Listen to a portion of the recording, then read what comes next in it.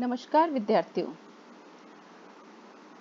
मैं डॉक्टर मोनिका खेतरपाल आपको BSc part first के अंदर जो हमने एक्सपेरिमेंट किया था, कैरी-फॉस्टर सेतु की सहायता से दी गई तार का प्रतिरोध ज्ञात करना। हमने तार का प्रतिरोध कैरी-फॉस्टर सेतु की सहायता से ज्ञात किया था। आज अपन कैरी-फॉस्टर सेतु से संबंधित कुछ इम्पोर्टेंट क्वेश्चंस यहाँ पर डिस्कस करेंगे। प्रयोग के अंदर हमने एक छोटी सी तार ली थी, उस तार का हमने प्रतिरोध का मान ज्ञात किया था।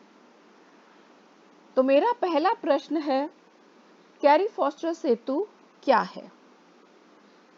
कैरी-फॉस्टर सेतु जो है, ये मीटर ब्रिज का एक परिवर्तित रूप होता है। It is an improved form of the meter bridge. अब हमने नाम लिया है मीटर ब्रिज। मीटर ब्रिज क्या होता है? मीटर ब्रिज जो है, ये व्हीटस्टोन ब्रिज के प्रिंसिपल के ऊपर बेस्ड है। That means हमारा कैरी-फॉस्टर ब्रिज और मीटर ब्रिज दोनों व्हीटस्टोन सेतु के सिद्धांत के ऊपर आधारित है। तो क्या है ये इम्पोर्टेंट सिद्धांत जिसके ऊपर हमारा एक्सपेरिमेंट बेस्ड है? मतलब हमें इम्पोर्टेंट है जानना कि what is the principle of Wheatstone bridge. ये मेरा डायग्राम है। इसके अंदर ये 4 भुजाएं हैं, 4 आर्म्स हैं। इन 4 आर्म्स के अंदर हमने रेजिस्टेंसेस लगा रखे हैं। उन 4 रेजिस्टेंस को हमने यहाँ सर्किट के अंदर डिनोट किया है कैपिटल P, Q, R और S से। तो व्हीटस्टोन ब्रिज का सिद्धांत ये है, when the 4 resistance in the 4 arms of Wheatstone bridge are such that there is no deflection in the galvanometer, then this is the balanced position and P upon Q equal to R upon S. क्या अर्थ है इसका? जब मेरे चारों भुजाओं के अंदर जो प्रतिरोध है, जिसको हमने P, Q, R और S से दर्शाया है, ये इस प्रकार हैं कि P अपॉन Q बराबर R बटा S है। तो मेरे गैल्वेनोमीटर के अंदर, धारा मापी के अंदर कोई भी विक्षेप नहीं आएगा। तो ये हमारे व्हीटस्टोन ब्रिज का सिद्धांत है, जिसके ऊपर हमारा कैरी-फॉस्टर ब्रिज आधारित है। अब यहाँ पर एक इम्पॉर्टेंट क्वेश्चन लेते हुए मैं आपको कैरी-फॉस्टर ब्रिज की संरचना के बारे में भी बताऊंगी।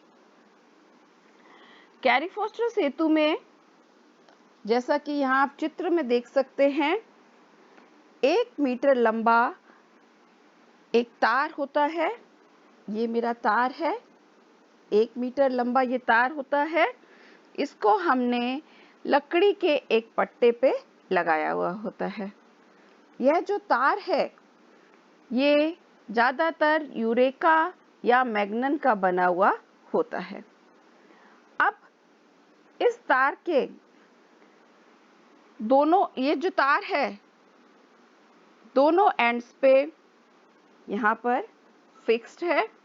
इन 2 एंड्स पे हमने इसको जोड़ा, फिक्स कर दिया है। अब ये जो हमारा लकड़ी का बॉक्स है, इसके ऊपर हम 3 पट्टिकाएं हमारी होती है। ए पट्टिका, बीच की बी पट्टिका और ये तीसरी पट्टिका है सी। हम ये जो हमारे PQRS है, प्रतिरोध, इसको इन पट्टिकाओं के बीच में लगाएंगे।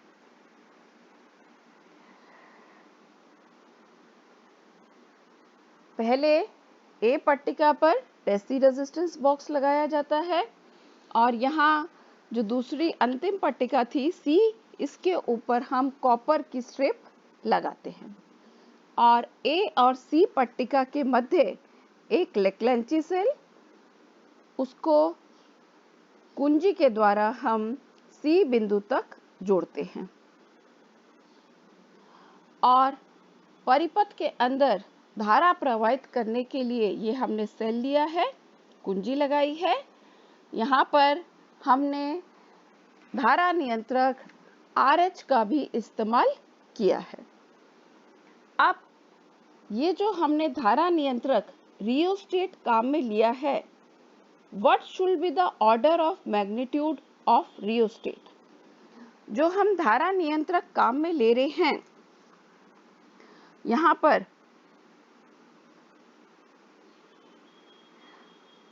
वह किस कोटि का होना चाहिए, इसका मान अपने को आना चाहिए। The resistance of the rheostat must be low and it should be of the order of resistance of whole wire. क्या अर्थ है? ये जो धारा नियंत्रक हमने काम में लिया है, इसका प्रतिरोध का मान जो है वो बहुत कम होना चाहिए और इसका मान लगभग, या यूं कहें हम, ये जो हमने तार ली है इसके प्रतिरोध की कोटि का होना चाहिए। तो हमारे पास संपूर्ण सेटअप आ गया जो कि हमें काम में लेना है किसी तार का प्रतिरोध ज्ञात करने के लिए। ये हमारे कैरी फॉस्टर ब्रिज का सर्किट डायग्राम है जो कि हम काम में लेंगे रेजिस्टेंस पर यूनिट लेंथ निकालने के लिए, रो का मान निकालने में हम काम में लेते हैं। नेक्स्ट इंपॉर्टेंट क्वेश्चन है, upon what factors the resistance of a wire depend? तार का जो प्रतिरोध है वो किन मानों के ऊपर निर्भर करता है, ये अपने को ज्ञात करना है। जो तार का प्रतिरोध है एक निश्चित ताप के ऊपर वो समानुपाती होता है तार की लंबाई के, व्युत्क्रमानुपाती होता है क्षेत्रफल के, और वो तार की प्रकृति पर निर्भर करता है। The resistance of a wire at constant temperature directly proportional to the length of the wire. Let it be L, then R proportional to L, and resistance is inversely proportional to the cross-sectional area, capital A, R inversely proportional to 1 by A. And the resistance of wire depend on nature of material of wire. तो ये important factors हैं जिनके ऊपर तार का प्रतिरोध निर्भर करता है। What are the specific properties of bridge wire? मतलब वो तार जो हमने कैरी फॉस्टर सेतु में लगाई है उसके क्या महत्वपूर्ण गुण हैं, हम किस प्रकार का तार हमारे कैरी फॉस्टर सेतु के अंदर काम में लेंगे, उस चीज का हमें ज्ञात होना चाहिए। The bridge wire is generally made of alloy, generally of eureka and Magnon.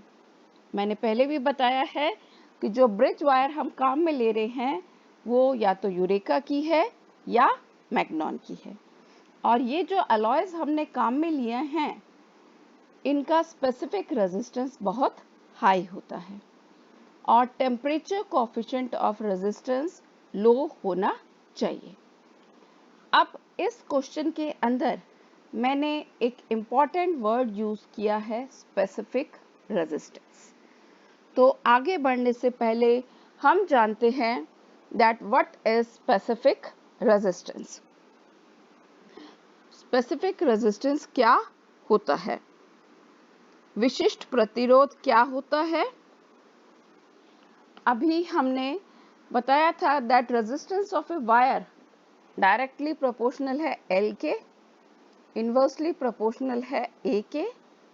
तो मैं इन दोनों को एक साथ लिखूं तो R डायरेक्टली प्रोपोर्शनल आएगा L अपॉन A। प्रोपोर्शनैलिटी का साइन हटाऊं तो कांस्टेंट आएगा। उस कांस्टेंट K को हम कह रहे हैं स्पेसिफिक रेजिस्टेंस। यहाँ से हम क्या डिफाइन कर सकते हैं? अगर मैं L बराबर 1 रखूं, A बराबर 1 रखूं, तो K किसके बराबर आ जाएगा? R के। That means specific resistance is equal to resistance of unit length of wire with unit cross section. तो हमारी तार का विशिष्ट प्रतिरोध के बराबर होता है जब तार की लंबाई एकांक और उसका अनुप्रस्थ काट क्षेत्रफल एकांक के बराबर होता है। और यह जो विशिष्ट प्रतिरोध है, यह तार की प्रकृति और तापमान पर निर्भर करता है। The specific resistance depends on nature and temperature. What is the harm if the key in the cell circuit is kept closed for a long time? अगर हम हमारे परिपथ के अंदर कुंजी को बहुत लंबे समय तक लगा के रखेंगे तो इससे क्या नुकसान होगा? एक्सपेरिमेंट करते समय बार बार आपको इंडिकेट किया जाता है कि जब आप रीडिंग्स नहीं लें तो सर्किट में से की वाला प्लग निकाल दें। ये बहुत इम्पोर्टेंट है क्योंकि अगर की लॉन्ग ड्यूरेशन तक आप ऑब्जर्वेशंस नहीं ले रहे हैं और लॉन्ग ड्यूरेशन तक उसके अंदर प्लग में लगी हुई है, then current will flow continuously and this continuous current, it will heat up the wire and because of heating the resistance per unit length of the wire will change.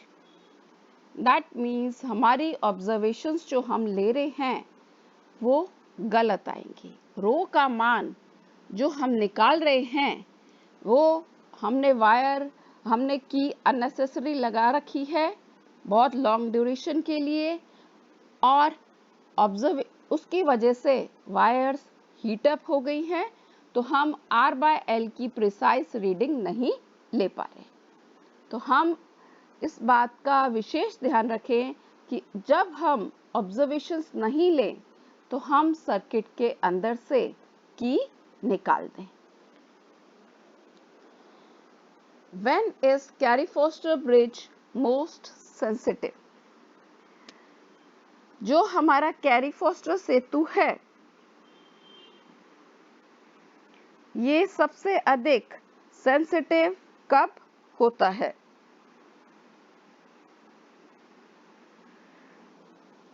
It is most sensitive when PQRS are of same order. अर्थात जब हमारे चारों प्रतिरोध जो हम सेतु के अंदर लगा रहे हैं उनकी कोटि लगभग समान होती है, तब हमारा कैरी-फोस्टर सेतु मोस्ट सेंसिटिव होता है। तो आज अपन ने कुछ इम्पोर्टेंट क्वेश्चंस देखे हैं जो कि हमें कैरी-फोस्टर ब्रिज को समझने में काम में आ सकते हैं। स्टूडेंट्स, इसके अलावा भी बहुत सारे ऐसे क्वेश्चंस हैं जो आज हमने डिस्कस नहीं किए हैं, पर वो कैरी-फोस्टर ब्रिज को समझने में मोस्ट इम्पोर्टेंट क्वेश्चंस हैं। जैसे व्हाट इज करंट, कुछ बेसिक क्वेश्चंस हैं जो आपको आने चाहिए। What is current, what is resistance, what is voltage, how does galvanometer work, galvanometer की संरचना क्या है, लेक्लैंची सेल जो इसके अंदर हमने काम में लिया है उसकी संरचना क्या है, ये कुछ आज इम्पॉर्टेंट क्वेश्चंस जो डिस्कस किए हैं, उसके अलावा ये कुछ बेसिक क्वेश्चंस है जो कि आपको कैरी फॉस्टर ब्रिज की नॉलेज के लिए आने चाहिए।